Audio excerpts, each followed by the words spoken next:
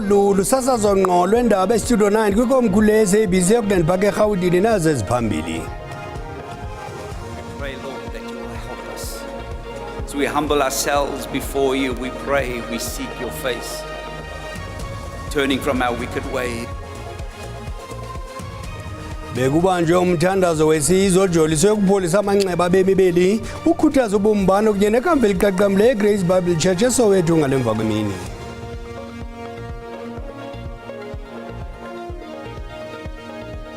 Usodolophu waseRhawutini uMnumzana Dada Morero uvakalise inkxalabo ngokunyuka kwenani loceba abagetyengwayo kwesi sixeko.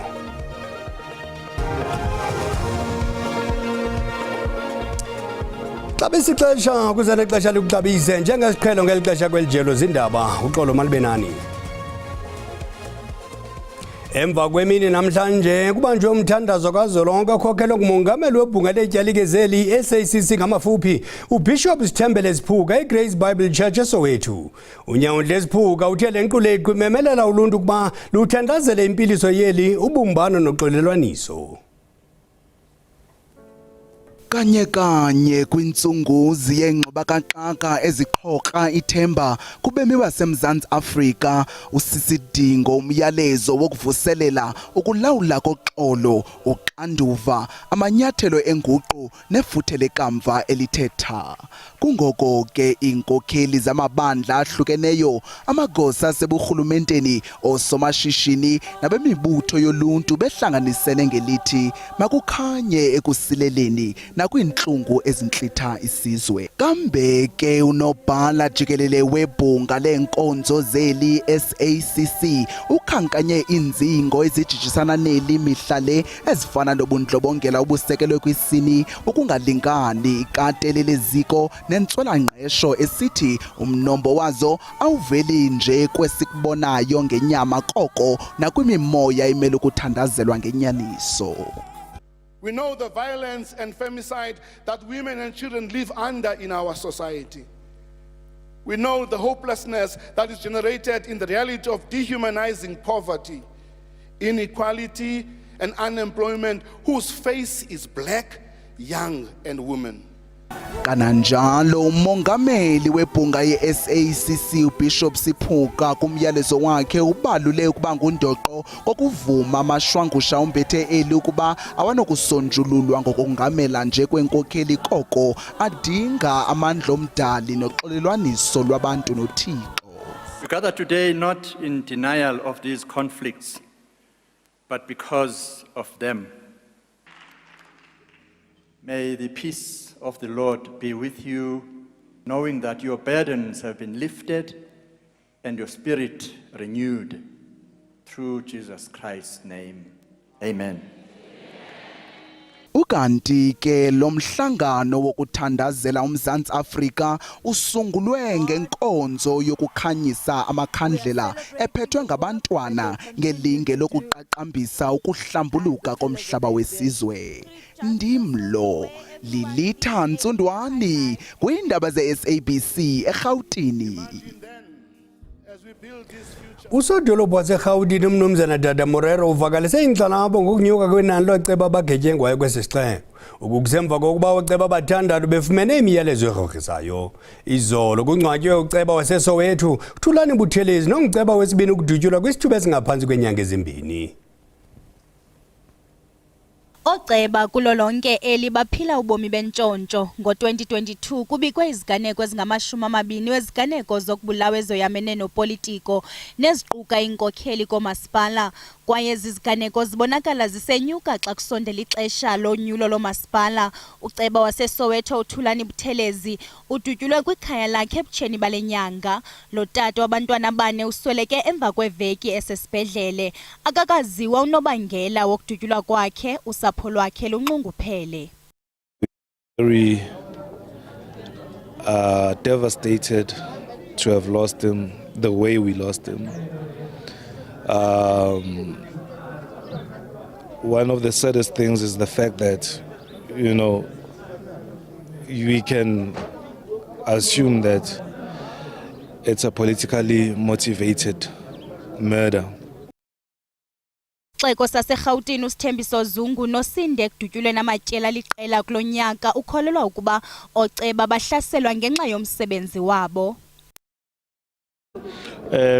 Issues in terms of projects in Johannesburg, where there's a belief that councillors are in charge of projects, and if someone does not get a chance to work in that project, the councillor becomes a target. Nje isixeko sifakalise inkxalabo ngolwaphulo-mthetho olukumila kunje olujoliswe kwiinkokheli zoluntu. Concerned, we did have a meeting this week with the Speaker of Council and all councillors, especially ward councillors, in an attempt to try find what could be the best way to protect and give protection services to our councillors.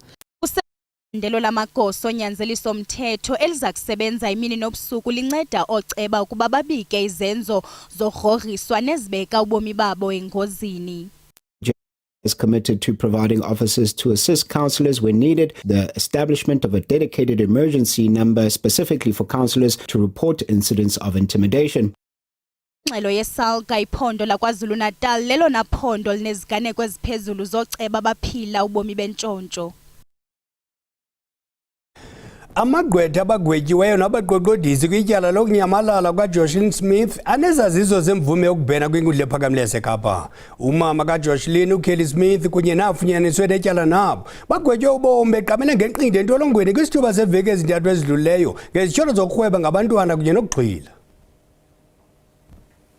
Abaxhwili bakaJoshlin Smith ngenjongo zokushishina ngaye bakwityeli kwakhona lokucela umngeni isigqibo senkundla emva kokuba sachithwa isicelo sabo sangaphambili sokuba sichithwe izimangalo ngakubo. Amagqwetha wabo ebenentsuku ezili-14 zokufaka isicelo sesibheno emveni kokuwiswa kwesigwebo. Eli tyala lichazwe njengelingazange labonwa eMzantsi Afrika kwaye libonwa njengomhlahlandlela kumatyalo wokuxhwila ngenjongo zokushishina ngabantu. Abatshutshisi bathi sele bekulungele ukwenza iingxoxo zabo. We will be arguing very strongly that there was no faults or misdirection by the judge in this matter. It's our responsibility, of course. It's not to win at all costs. Kukwalindeleke ukuba umbuso wenze ingxoxo kumba wengqina lombuso uLaurentia Lombard. Abatshutshisi bathi bazaxoxa ngelithi lo kaLombard makangatshutshiswa. This is an inquiry now that rests solely with the judge. The granting of indemnity rests with him. This 204 witness will be represented. We've already been informed. She will be represented through the proceeding, and an inquiry, a formal inquiry, will be held. Ukanti kulindeleke ukuba uJudge Nathan Erasmus abhengeze usuku kuzakuqhutywa ngalo iingxoxo zesibheno sabamangalelwa kwanosuku lokuviwa komba kaLombard. Andile Mbanja weendaba ze-SABC eKapa.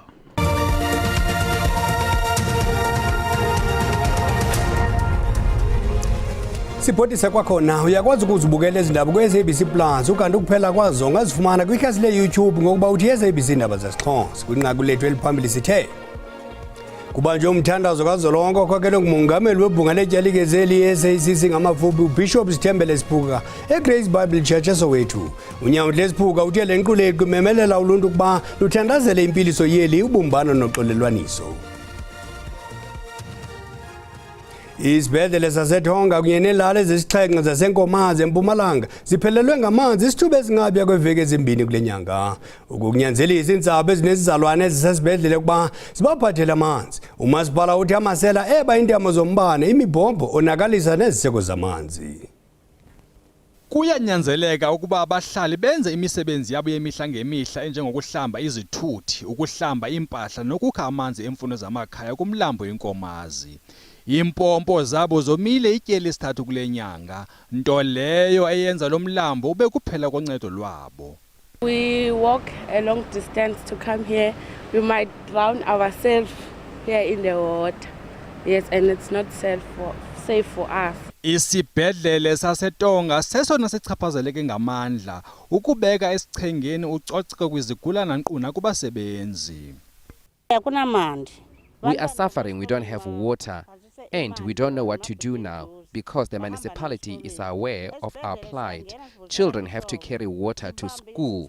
Lo gama umasipala waseNkomazi ungagunqi kwelokuba lo monakalo ubangelwa nje bubukrelemnqa babophula imithetho ababa intambo imibhobho nokonakalisa iziseko ezingundoqo zamanzi kwisikhululo esikhulu sokumpompa amanzi.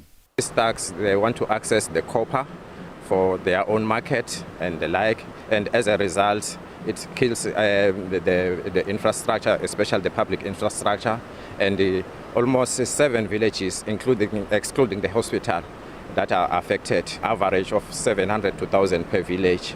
And if you consider that in public infrastructure and to deprive people water is something that we strongly condemn. Amashishini ayakhula kwabo banezigadla ezithwala amanzi kwaye kwabo bazimpula zikalujaca luhambo olude ukuya emlanjeni.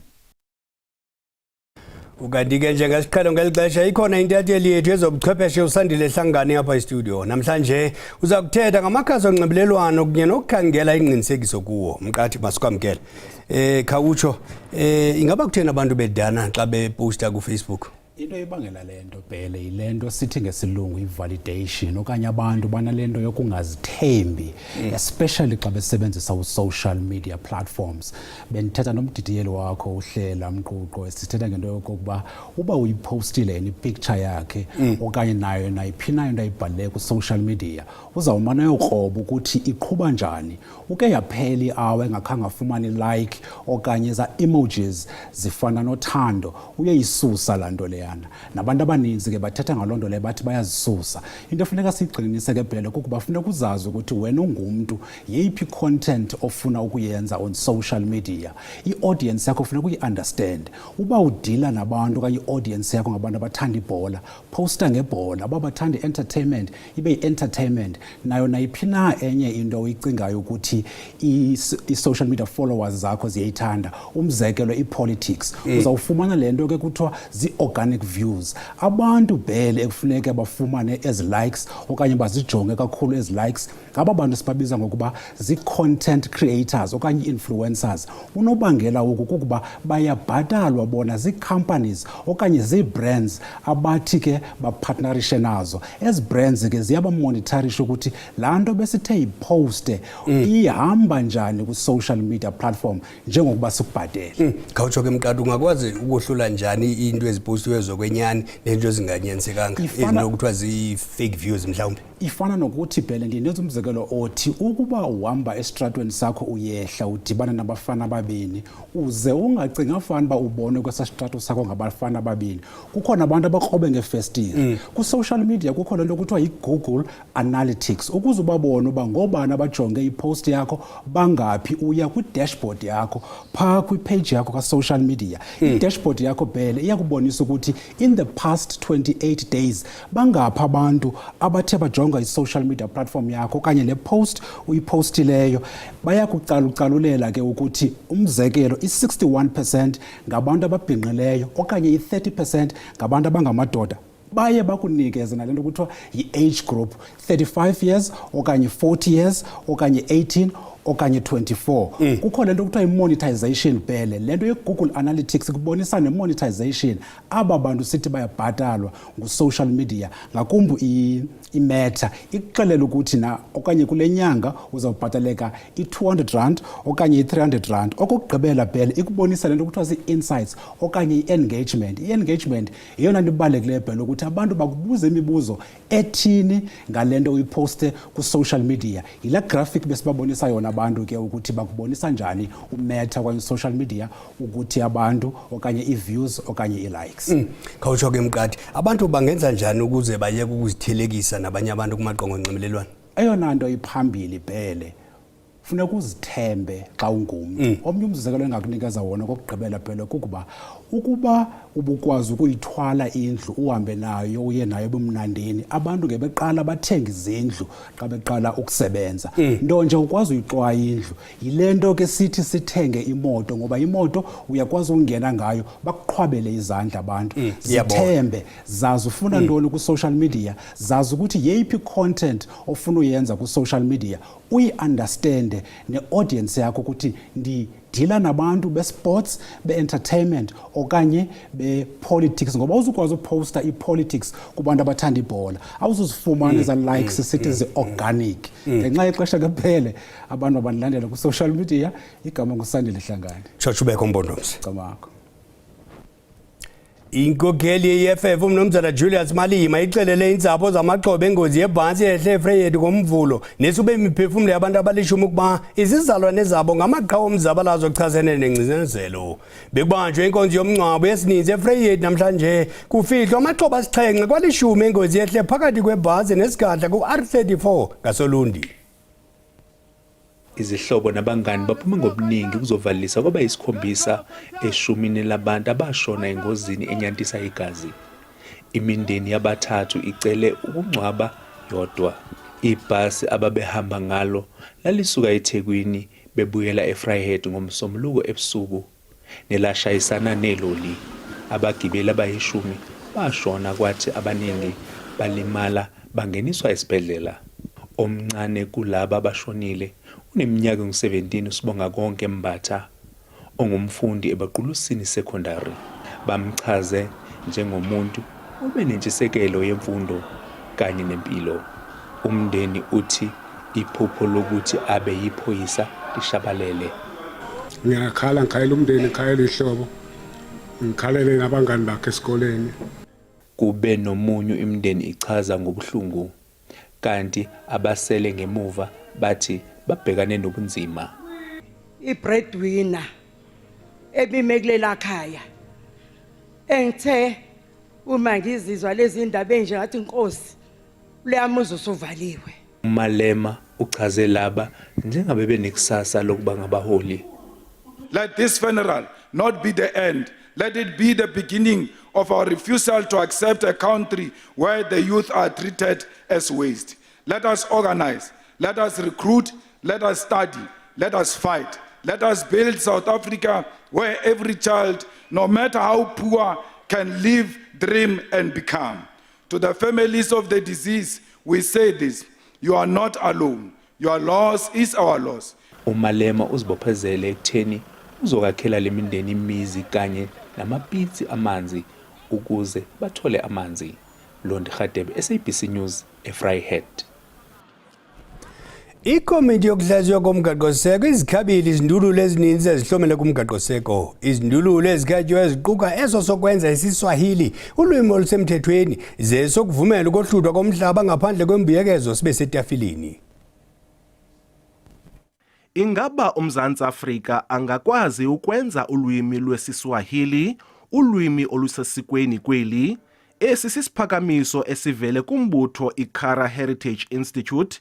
Lo mbutho uthi esi siphakamiso singamanyana ilizwekazi laseAfrika kwaye siqinise norhwebo. Indigenous languages must take precedent and preference. They are the ones for which we must advocate recognition, not foreign languages. They can be included or be spoken freely in many institutions. Amagqwetha eParlamente athi esi siphakamiso asinandawo kumgaqo-siseko kodwa singavelelwa kwimigaqo-nkqubo karhulumente. It's entirely a policy matter. Nothing would prevent the language from being used or from even being taught in schools or anything like that if it isn't an official language. Umbutho iCouncil for the Advancement of the South African Constitution wona ufuna iarhente neekomishoni ezizimeleyo zamalungelo oluntu zibe phantsi kombutho omnye. Kusenjalo kwintlanganiso yale komiti ezayo kuza kuqwalaselwa iziphakamiso ezintsha zakutshanje ezingaphaya kwama600. Kwiindaba ze-SABC ndingubulelani Philip eParlamente. Qonqololo ziyaguqa ziyakhothama ezalenhlwa masikhongozele zangomso ngolikamageba lahoshirha.